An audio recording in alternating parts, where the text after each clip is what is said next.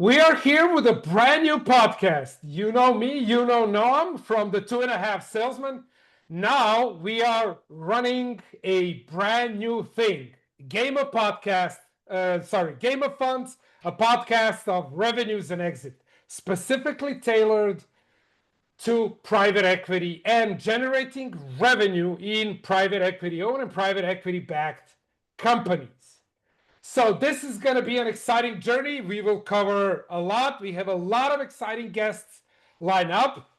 First one, our good friend Dave Govan from G2 SaaS. Dave has been he's a industry veteran, ran multiple companies as a CRO, both in venture backed and private equity. And we have a very exciting topic for our very first podcast episode today. Dave, welcome to the show. Welcome, Dave. Thank you, gentlemen. It's a pleasure to be here, and I'm honored to be your first guest. That's so cool, man. Yeah. The pleasure is ours. Yes. So, Yeah. Dave, if you can tell us a little bit, your background, education, early influences, and then kind of what got you where are you today, and then we will, as always, me and Noam, we will just dive straight into the topic. I'll tell you a quick funny story, and then I'll give you my background. So my mother had my whole life figured out for me. We were in a family restaurant business, and I was raised to take it over, and she had a wife picked out for me who worked in the restaurant. Everything was going to be really great. And then I ran away to college. So I ran away and I got a degree and I joined the tech industry years ago. And I've had the privilege and opportunity of working in some great companies as an individual contributor and then a manager and then a leader. So I started my career at DEC and then I went into Oracle. Things went really well there and some startups here and there. I actually have full life cycle experience. I've worked in seed, venture, public, and private equity. And I actually, for fun, calculated hours wise. So I spent about 26,000 hours as an enterprise rep working for some market leaders. And then moved into management and leadership, spent about 42,000 hours in that. And I've spent about 14,000 hours as an ELT level growth advisor. So I have my own growth advisory business, helping CEOs, founders, and investors scale their companies. And it's a lot of fun. So that's my background. I won't go through all the companies I've worked at, but I do have venture and private equity experience. So I'm very excited about sharing my experiences in the subject of this podcast today. Yeah. So the topic is, and I wanted first the audience to listen to a little bit of your background before I introduce the topic here. The topic is the difference in revenue leadership. So for revenue leaders, when it comes to running revenues in private equity companies versus venture backed. Yeah. Right. So that's kind of the topic that we will explore today. Now, before we dive into everything, Noam, we haven't been on air for 2 months. I gotta ask, how are you, man? Well, first of all, I missed you and I missed this, right? I know. Yeah, I missed you and I missed this, and Dave, I'm so happy you're here because I think that this is a great opportunity, first and foremost, to share some light about what is it that you guys are doing different, right? So it's kind of you're like the SEAL 6 team guys, right? So nobody knows what you're doing. It's like you're in the shadows, right? You do business, you do money, you do this great. So, Mario and I had a discussion to start with, and before we're gonna ask our, normal blah blah questions that we also will make fun of it, it would be great if you can educate us, right? So us and the viewers of this podcast, which, what is it, first and foremost, what is it that you guys are doing different? How is that different, let's say, from all the rest of us? And I know it's different, but yeah, it's funny because a lot of people talk about PE and they want to work in PE or they know PE, but until you actually do it, man, you have no idea. have any idea what you're actually getting into. And I don't mean that in a negative way. It's just like it's very different. So fortunately, so like as I'd mentioned before, I started my career in public companies, and then moving to venture was quite an adjustment. The first kind of move was like, whoa, this is, we're selling with like no brand behind us. And I was actually managing people at the time that were selling, but that's where I really tested my mettle. That was like, because in venture, it's all about growth. Yeah. It's about acquisition and growth and bringing in new logos and, trying to keep them and then getting more from them.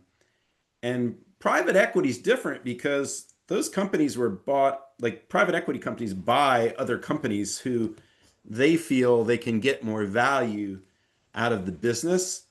And so those companies have already established product market fit for the most part. I know there's some PE firms that are hybrid VCs and there's, lots of growth investment. I understand that. But like the traditional classic PE scenario is they've bought a business that has product market fit, that has the flywheel spinning, et cetera. But there's usually something going on that there's opportunities to optimize the business in some way. Could be cost Okay. efficiencies, could be diversing. Sometimes it's a mashup, like, hey, I want to take two or three or four companies and put them together. So that's sort of the preface. The core differences from a kind of a educational standpoint is really you have to have a strong aptitude for business finance, because when you're in venture or like even in public companies and you're a sales leader, you have to understand your forecast, and it's helpful to understand approvals and such, like margins. But for the most part, you're insulated and isolated from finance. Like, Yeah. don't really cross paths with finance that much. Occasionally. In private equity, you are married to finance. You're like living with finance. You are spending almost every day interacting with finance.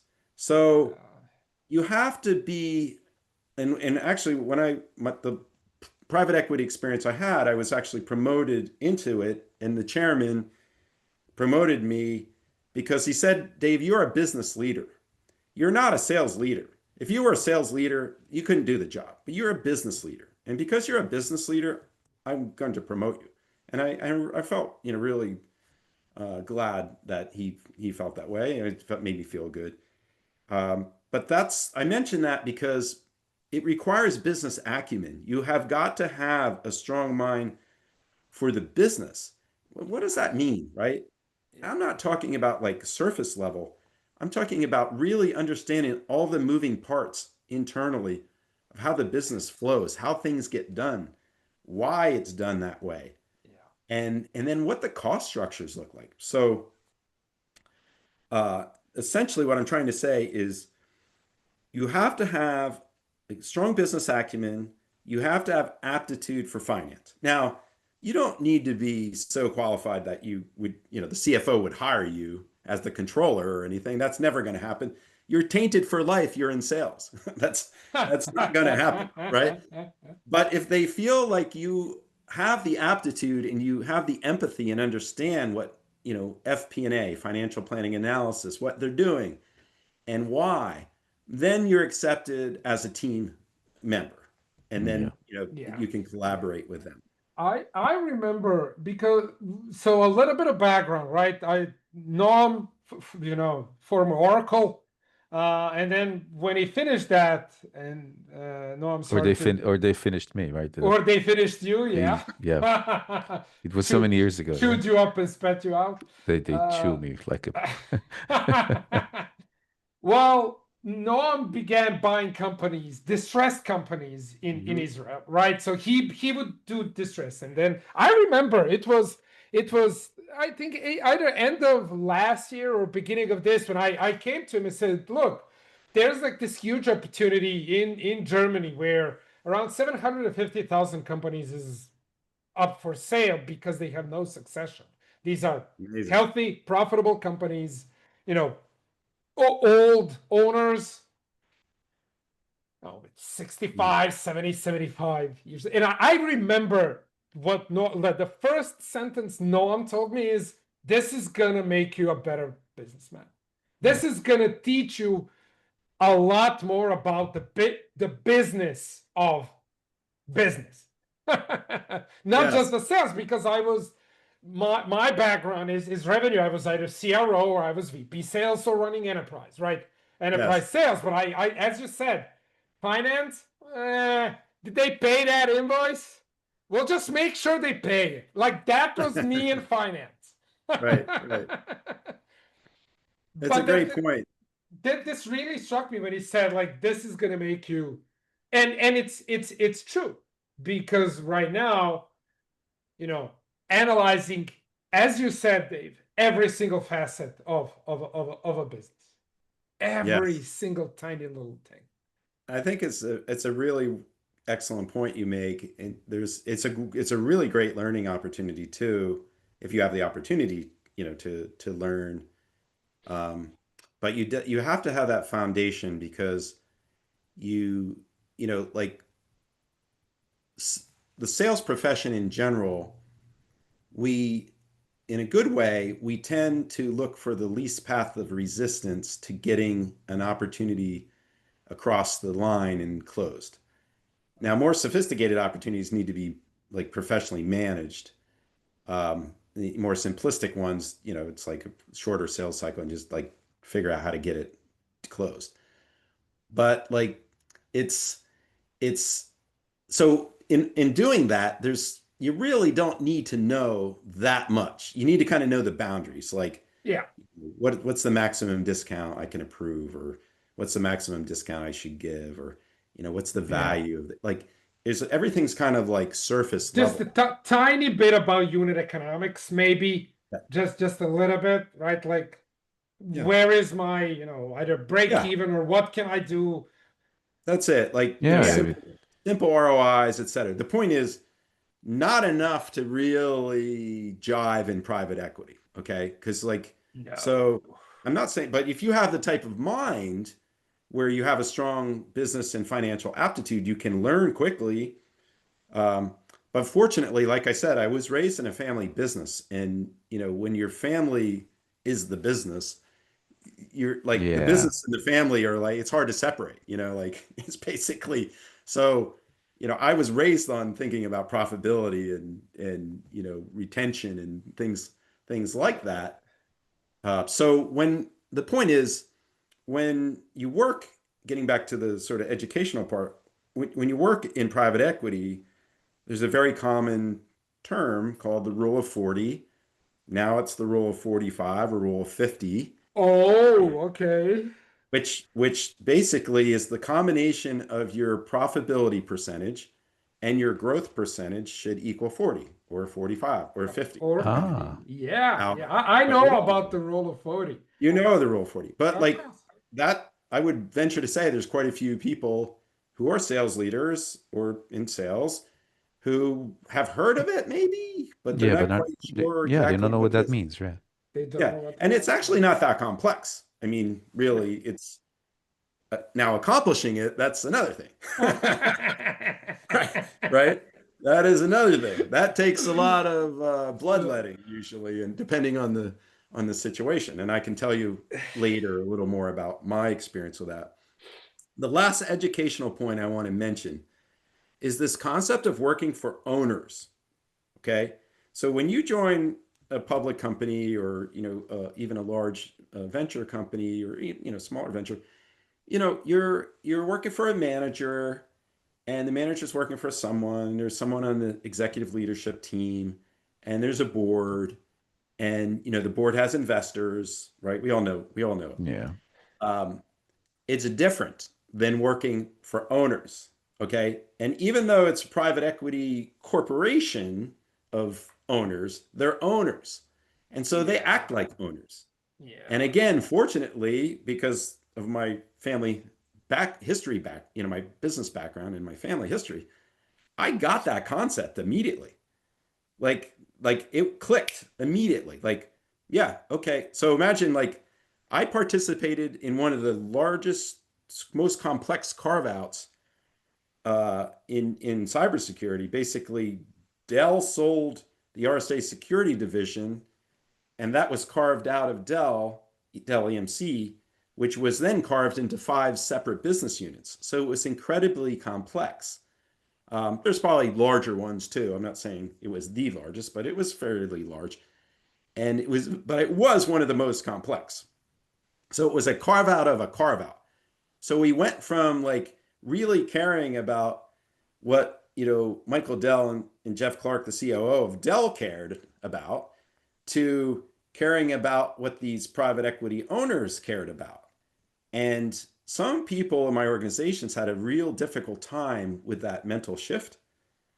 But again, it was like I'd flash back and like, okay, yeah, they own this thing lock, stock, and barrel, and they want X, and they want Y, and they want Z. We need to figure out a way to deliver X, Yeah. Y, and Z. No debates, no whatever. They're owners. The owners need this. They need it for a good And reason. We and need to deliver. there is the thing that when little bit demystifying the private, or like, who owns private ownership, right? Private ownership is the owner of the company. Who owns them? Well, this is where it for me it gets really interesting, because just to simplify it so we can get into more complex structures, but generally speaking, all puns intended, private equities are owned with, you have general partners Yes. and you have limited partners. Limited partners are people who just put up the money Right. to acquire different businesses, but general partners are legally liable. And there is a term in English language, it's called fiduciary duty, Correct. right? So they are legally liable if a company they own flops or fucks up, or Right. Right. right. And that adds a completely new dimension to that incoming CRO or a manager of VP sales that's running like a 20-person team. That's right. This is where the shift, at least from what I've seen and what I know, has to happen. So what would you say is like either two mistakes that revenue leaders that weren't in private equity but come into private equity make? Like, what would be the not like I the would biggest mistake? I would say there's 2 primary mistakes that I've seen made. One is not recognizing that difference we were just talking about. Yeah. Because, if it's like you're owned by common stock and a public company and such, and yeah, there's a high sense of urgency everywhere, but like you're insulated from the heat, so to say. And Yeah. so not recognizing that, dude, you're in a much different situation here. Like that's a mistake. You have to be able to, because I had direct reports that were VPs, and like a couple of them, they were all great. A couple of them were like, they had worked so long in public. The light bulbs they weren't clicking. The light bulbs weren't going off. Like, and I had to have like some chats with them, like, hey man, there's a new sheriff in town. Yeah. you know, and like, this is a different gig, right? So you kind of have to like sort of, hire yourself again into this situation. The second one is really around reporting. So, and I've seen like, as an ELT member, I'm usually advised by finance and sometimes, CEO, whomever, like on how to report and what to report, like what the board wants to see. And uh, in our carve out case, the first turn or two, first board meeting or two was choppy because they all of us weren't in a groove with what they wanted to see. Like, we're presenting like if we're part of Dell, and they're like, Mm. no, this is exactly what I want to see. So, the hammer came down on CFO, on me, the CEO, like basically, this is what we want to see. Like, got it. Okay, no problem. We'll provide that. And then like even like in my situation, I had a very, there's when even in PE, there's growth scenarios and then there's EBITDA scenarios, meaning Yeah. profitability, um, earnings before interest, taxes, Yeah. depreciation, amortization, right? Yeah. So my scenario was I had a legacy product that was an EBITDA play. Basically, my job was to increase EBITDA to look to get multiples on EBITDA for an exit. Okay. And so it was how to like be cost efficient and cut costs, significant costs, while still hitting a revenue Revenue target, growth targets. lower Yeah. growth, Yeah. Large which numbers. Yeah. I want to footnote was completely the opposite of almost every job I've ever had prior to that. Like every other job I've had before that was a Throw growth money equals more growth revenue. CRO. Well, I was a growth CRO, like Yeah. Yeah. grow the business. Yeah. But fortunately, because of my business experience and business acumen, I was able to understand that and adjust to doing that. Yeah. Yeah. That mission. Well, I really like the way you emphasize that. I do remember, both of us worked for the same company at this, one certain time. Mhm. And when I came on board Oracle back, they had this, trial and error. So it was an error, it didn't work. Mhm. But the country leaders then were measured not only on sales, but also profitability. Mhm. But then you've seen exactly what you're saying right now. You've seen people with business acumen, which are able to then take, let's say, the challenge, which is the goal. There's a profitability, and it is really like, private equity, but significantly reduced in numbers of dimensions, but still country managers were then in the challenge of, okay, I need to be profitable, but I need to bring money. In their mind, it's simply not possible, right? I can't reduce costs. I need more people, so I need to expense more in order to get more. You know, Yes. in parallel or at the same time, you've seen that country leaders basically sacrifice profitability for the sake of making, large numbers. And if their compensation plan was somewhat, you can play with that. So Right. they haven't seen that as, this is what the owners want, right? It's a different Right. ballgame. Those Right. are simply dimensional. So I'll sacrifice profitability. I'm not going to get a chunk out of that, but I'll make more in my, let's say, numbers or revenue, and then I can come back home having my compensation and having my variable part, and I'm fine. And this is we're not talking about junior salespeople. When I'm saying junior salespeople, I'm Right. even saying VPs. I'm saying this is a country manager. So the country Yes. manager thinks like a salesperson, right? Yes. So what Yeah. What what we're pa what path will bring me to a higher level of compensation, which is okay, yeah. but it is completely different from your experience. Completely, Yes. completely. Required is alignment. I mean, that's really the key. That's the key term. Yeah. Like one, the ELT leaders have to be aligned with the owner's mission, what they're trying to accomplish, and and needs. And then we have to get the managers, the leaders, the managers, and the staff aligned with accomplishing it too. So it's not, in some cases it's easy, but like often these are carve outs. And like in my case, the carve outs were complex and problematic because many of these people have been working for, Dell for like, 10 years, 15 years, 20 years, like well since the acquisition, but like part of RSA for that long and then part of Dell EMC since the acquisition. So getting them to align was actually took a lot of energy and a lot of effort. Yeah. Well, Well, yeah, sorry, Mario, but I just one thing to point. I don't think it's just alignment. By the way, obviously getting a team Yeah. aligned, I think it's the hardest thing to do. We discussed that in so many cases, Mario and me, yeah. with senior executives and very experienced people such as yourself, Dave. Alignment is key, but there's the ability to do that as well. So Yes. yeah, you can align me as much as you want, right? Yeah. But if I have no business acumen, I can't understand the moving parts. And Right. if I sit with the CFO and all I hear is blah, blah, blah, blah, blah, blah, Excel, blah, blah, blah, Yeah. blah, blah, blah, Yeah. Yeah. right? So I can literally be non-competent with executing a good plan for the Yes. owner. Yes. So I'll go back to what I know, which is sales, right? So I'm going to Yes. bring, and then I'm going to be kicked out because basically I'm not doing my job, Yes. right? No, Sorry, Mario. Yeah. it's very true. I mean, before our divestiture, I had one leader really good with customers and partners, and he was like VP, very good seller, lot of talent. But man, he was just not good with numbers, and uh, it was pretty big gap for the guy. It held him back. Like he could not really advance any further in his career because he just could. And I'm not talking about private equity level numbers. I'm just talking about like the basic numbers. So he would, he couldn't, he would never make it in private equity.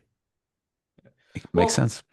Dave, you mentioned EBITDA, right? So Yeah. earnings before interest, taxes, depreciation, amortization, right? So Right. I want to take just a little bit of time to explain some of the metrics that private equity leaders have to know and have to use Hmm. versus growth at all cost VCs, Hmm. right? Because as you pointed out, it's the old Peter Drucker, right? What gets Right. measured gets managed, right? Yes. So let's talk a little bit about what are the metrics that leaders in PE-backed companies are measured on, and then let's contrast that to the VC-backed growth at all cost stage. Yeah. So, um, depending on the company, there could be an additional profitability, uh, margin aspect to the business. So in it, not just the, sort of gross bookings, but the actual revenue, the net revenue and the profitability of that revenue. So we had, the companies I've worked at in the past were a mix of products and services. The products are pretty straightforward, meaning SaaS and, term licenses and in some cases hardware. Services is a tricky area because you don't have a lot of margin to play with to Yeah. begin with. So I'll get back to your original question in a second, but most of my friction in my organization was really around services. Sorry to chuckle. I had this flashback to all these conversations, and particularly like in EMEA and in the Middle East, um, lots of just because prior to that, again, there was this, like, we'll make it up somewhere else mentality. Yeah. But the It way, doesn't work. It doesn't work like that. no, getting back to Mario's question, the way the guy that managed the professional services was measured, he had a profitability goal, which was tied to the EBITDA targets. Yeah. To his credit, he was doing what he could to adhere to that. And I was helping him as his manager. He was a global services leader. But there was a friction that would break out between the VPs of sales and him, and then I'd have to like get everyone aligned and help them explain, and then we try to get creative where we could be maybe cost like let's say there was a large strategic opportunity with a lot of services, and we were going to lose the opportunity unless we like brought the services down. Well, what could we do to actually be more cost efficient in the delivery of those services so we could meet the margin goal? So you have to like think about again, have the business acumen to think about it from a business perspective. So if I have constraints, okay, I need to like stay within those constraints, but is there any like creative things we could do to still deliver quality service, win the overall deal, and stay within the margin targets? So that became like some, mini think tank exercises that we would go through, and we came up with some pretty creative Yeah. approaches around how to do that. So getting back to your original question, so profitability, like you don't want to have too many measurements for any given person, right? Like I had lots of measurements as CRO, but like for VPs of sales and managers and reps, you don't want to give them too much because then they kind of sometimes they'll quit with their feet, they'll sort of leave. and get frustrated. There's certain things they can't control. But for the most part, really being more disciplined around our concessions, our discounts, our approvals, and our profitability were really the kind of difference in private equity. Yeah, yeah. One of the things that I think, especially for the viewers who are just kind of getting into this thing called private equity, Mhm. the way private equity companies make money usually is on the exit. So they would buy a company, they would it. So this is a thing called a holding period, Yeah. which can be between either 5, 7, or 10 years, right? So really Mhm. depending on a fund and structure and the shareholders agreement, stuff like that. So by, let's say, 7 years. So you would look at a lot of different financial metrics, one of them being revenue growth, but other being profitability, EBITDA being one of the metrics that is kind of a good indicator of how profitable your company is. So again, earnings before interest, Mhm. taxation, depreciation, amortization. And then what would happen is at the end of the holding period, which is 5, 7, or 10 years, you would prepare the company for sale. Right. And the valuation of the private equity companies is usually done in multiples of EBITDA. Yes. True. Yeah. So your profitability measurement is one of the key metrics that Mhm. as a leader in private equity you should be looking at. It's not enough to look at how much revenue you added.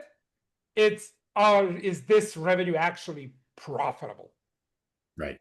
So That's that's just a little bit of explanation for Yeah, that. that was what I experienced in my time in private equity. And I'll give you some quick examples of experiencing that. And I'm going to explain it in a way that it will help communicate to people who are thinking of going into private equity or already, certainly in there. Uh, the key word is being flexible, right? So imagine like you start a year, like in my case, the business was carved up and the employees that existed in the business were kind of split up and they had an opportunity to choose where they wanted to go or not go. And a lot of them went with the sort of cash cow flagship. And my legacy kind of harder assignment, we had 50% open headcount when we started the year. Wow. 50% in sales and like Wow. critical functions. So, and the difficult thing is it wasn't like we were like ramping to launch and so we had all this recruiting activity. We were finishing our fiscal year as one company before the carve out, putting everything we could into having a great finish, and we had a strong finish. And I had two jobs at the time. I had like that job and then I had the new private equity planning job. So we finished that, and then immediately everyone like scattered. It was like everyone scattered, resources scattered, people like took their jobs. And it's like, okay, I had my team, which I had put into place, my leadership team. And then we looked at it and we had 50% empty seats. So what do? We start recruiting our butts off, right? We're like looking to fill those Yeah. positions. But, and this is where flexibility is key, we're watching and there's some seasonality to our business and back-ended quarters and stuff. So now under the private equity world, we're following very closely bookings and revenue and trying to project where we're going to come in against the rule of 40. And Yeah. so okay, the first quarter we kind of just kept going, but then by the second quarter we had to pause. We're like pause hiring. So like meanwhile, I created this machine and it was like really, generating candidates and looking to hire, and everything is like, okay, stop. We have to pause our hiring, and then they're on annual comp plans. So like the leaders are like, dude, how am I going to make my number? The guy in Europe's like, great guy, but he's like, how am I going to make my number if I don't have my full deployment? I'm like, I get it. I'm sensitive to it. But we have to balance that with hitting the EBITDA. So we have got to get creative, like figure out how to dole out some of the opportunities, et cetera. So then we would start doing it again, and then we get the message like, okay, you're cool to start recruiting again. So we'd have to do that. But Happened you multiple. but you had to balance it. You You had have to to. that happened multiple times. So it didn't freak me out again because of my background and I knew what I was in and I was aligned and I understood. And most of my team, they got it too and they dealt with it. And there was one or two people that were kind of really freaked out by it because they'd never experienced anything like that. They're like, this is crazy. Start, stop, start, stop. Like, no, that's just all part of it. So I mean, like that's a year one. What I'm describing to you is really kind of a year one problem, as you're trying to like carve out and then Yeah. get moving. But it's an example of how you have to be flexible to what we're really trying to accomplish. And then in So like years 2 and 3, I'll just mention if there's a dip in a particular quarter, like in large companies, people are like, they're not happy, but like, so what? Like in a Yeah. private equity company, you're going to see some budget cuts. You're going to see some things frozen. Like Yeah, there, in a split of there's a second. Yeah. yeah. in a split second, it's going to happen. And you have to kind of just like, if you want to work in that space, you got to accept that. So this is, I think, excellent topic, and let's maybe poke it a little bit. What would you advise, let's say, leaders that come in from the venture capital moonshot, uh, grow by any means necessary culture, that are getting into the operational excellence of PE-backed companies? Well, first thing I would advise is Go back. Go back. no, I wouldn't say that. First thing I would advise is really establish strong cross-functional relationships on the LT and in within the organization that you are there to be a partner. You're there to be a business partner, business leader. You have the company's best interests at heart, not just like get any sale you can at any cost, and particularly figure out who your finance partner is. Sometimes it's a CFO. If it's a larger company, it's probably a director or a VP who works for the CFO. And that person and you need to be Very absolutely close. strong partners. Yeah. Also, make sure your RevOps person is in very good standing with finance and that you're all working together collaboratively because there's this like I'm not exaggerating, like there's this daily exchange back and forth on Slack or email or Zooms or whatever where you're constantly just like going back and forth regarding aspects of finance in the business. And so the tighter that relationship is, the better it will be for the company and for everyone else. So that I would say I don't think that's obvious always to, No, everyone it's wants a not. good relationship with their coworkers, but like you really need to have that, like you're literally close working partners with finance. Usually, this is the function that, as I say, regular salespeople, we kind of avoid, right? We avoid legal, we avoid, finance. In private equity, it's not an option. These two guys needs to be your right arm, right? That literally You this way. Yeah. you literally would not last. Like you literally Yeah. would be shown the door if you come across as, like some I I've described, different personas within sales leaders, including myself. And some of them like to be like the champions of the reps. Like Yeah. they love to be loved and they're like, the general of the reps who like always fights for the reps and everything. And it's great to really have that relationship and fight for your reps, but not at the expense of what the rest of the business is trying to accomplish. So I think there would be one or two butting of heads, and then it would be like a pretty strict conversation and say, dude, this isn't the world we live in, you know? Yeah. Now, what I did is I'd have a town hall and invite the CFO onto the town hall to educate my entire organization, not just the leaders. I wanted everyone in my organization to understand what private equity was about. I wanted them to understand the accounting principles and EBITDA and they weren't going to get a MBA from this town hall, but they were going to leave it with better understanding of why we're doing business the way we're doing it and what finance cares about and why they care about. So then there's trust built and empathy for what we're trying to do. I love it. But by the way, I think this answers the question, in terms of leadership, sales leadership, Mm-hmm. what's the role? And again, not as a Yeah, functional, let's say, but it's in yeah, terms of lead. And I love the fact that you stated very clearly that within the ELT, your ELT members are your partners. Where right, usually with if you go to corporates, your members in your friend sorry your friends in the ELT might be your friends, right. but they're just there. Usually they're just there, and the QBRs, you just sit there waiting for this, waiting for your part, and then when it's done, you're just waiting to disappear because you don't really care. But here it's Right. about partnership. So it's like we rise and fall together, which I think in sales it is so completely different.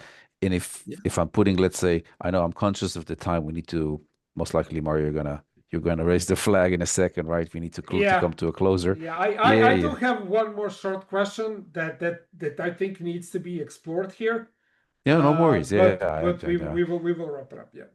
Yeah, but Yeah. just to kind of recap on this one, or to echo this one, um, it is so different, in terms of your entire being. If you are a teammate within the ELT rather than just a member, that's the difference. And it Very completely true. changed your leadership, your personal leadership. I'm not talking about style, but leadership.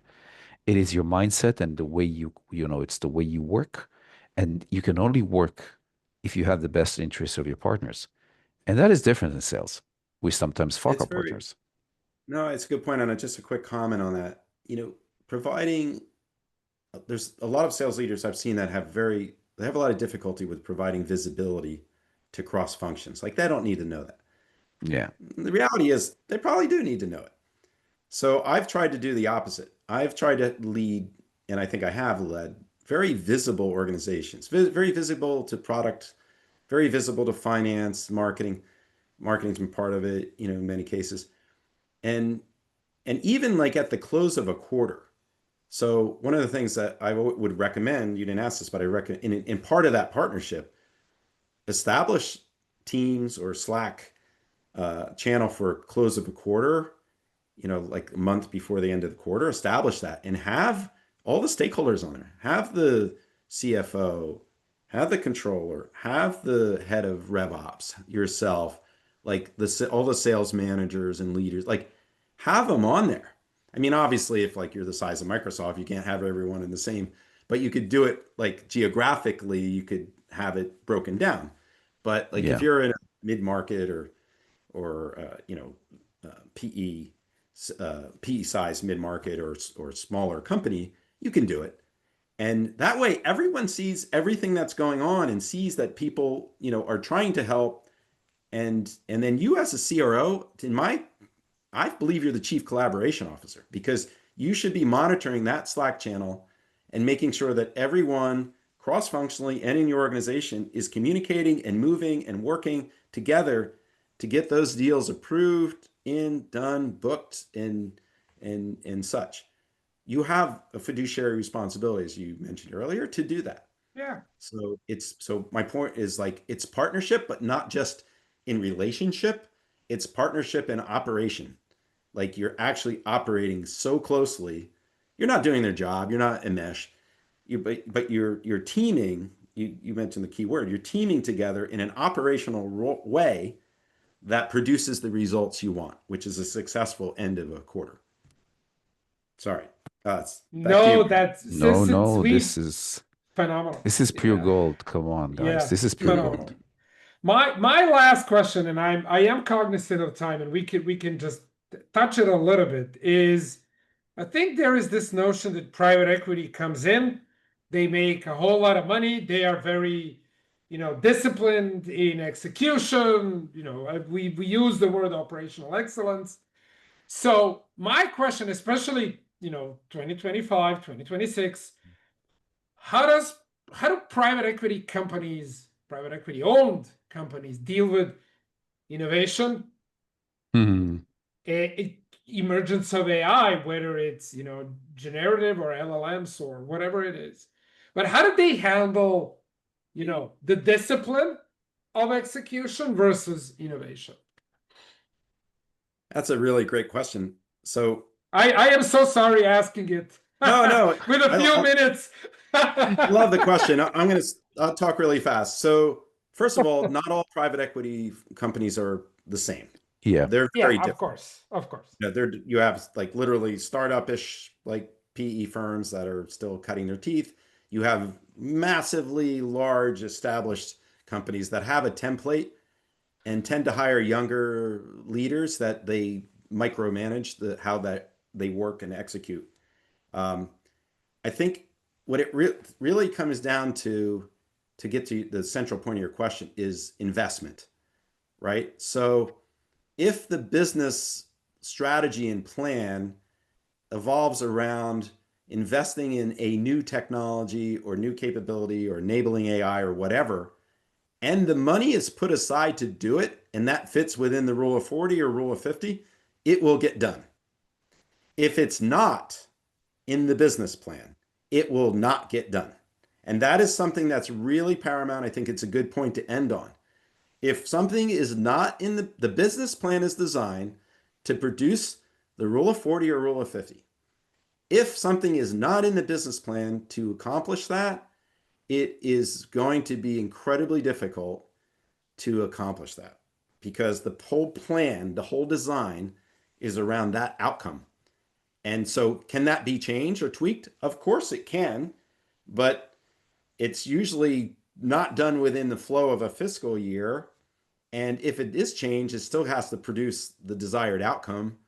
So you're going to have to like rob Peter to pay Paul, as they say, or whatever.